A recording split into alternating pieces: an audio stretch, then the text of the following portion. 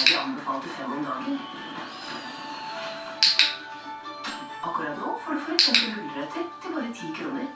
Rimi, alltid billig hverdagshandel. Ja! 3 ganger daglig. Det binder 1/4 av fettet fra maten og er klinisk testet. XLS Medical spør apoteket for mer informasjon. Hvis du har forskjell på fett, og at det usunne metafettet har stor betydning for utvikling av hjerte- og karsykdommer. Men den gode nyheten er at du fortsatt kan spise godt. Med nyheten Vita Hjertegod mat får du mer av det sunne, umetta fettet. Det som er godt for hjertet. Vita Hjertegod mat kan brukes på samme måte som vanlig mat. Med Apples unike fingeravtrykkssensor og bioprosessor byr iPhone 5S på en helt ny opplevelse. Og med 4G-fart fra Telenor kan du se video i høy kvalitet. Last opp bildene dine. Streame favorittmusikken din og surfe raskere enn noen gang. Kjøp den på Telenor.no eller hos din Telenor-forhandler. Mer fart, bedre opplevelser. Oi, det var feil! Det var feil! Den finner du i Tromsø, i Ålesund, hvor som helst. Bare gå inn på IKEA.no. Der har nettsiden blitt til en nettbutikk.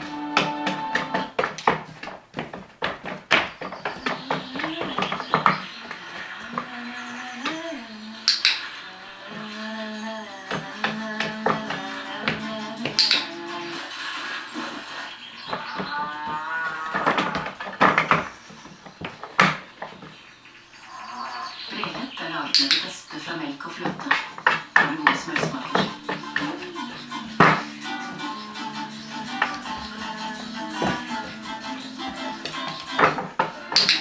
Forsvaret inviterer til norsk militær natur. Kjøp billetter nå. Vi i Kiwi vil gjøre det vi kan. Ja!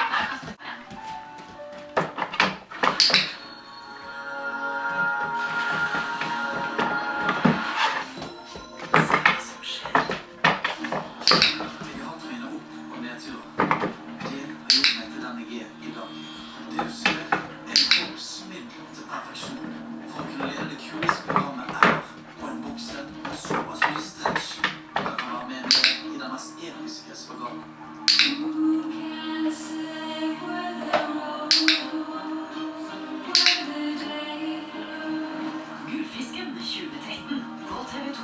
Lørdag 21:40. Ballongen er jo fullt med hev. Jeg vet ikke om dine ballonger også er fullt med hev i restauranten. Klippkompaniet på TV 2. Lørdag 20:20. Halv 12 ser du Dustin Hoffman i thrilleren Outbreak i faresonen. Men du får Thomas og Harald Augen som idrettskongen, kong Harald den 5.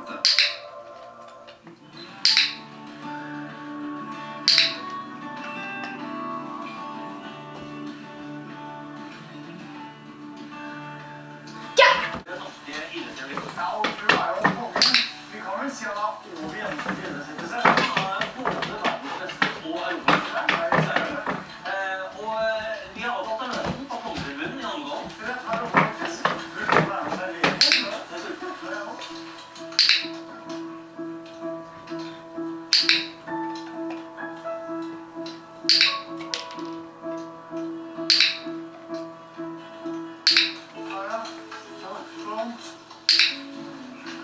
Perfekt.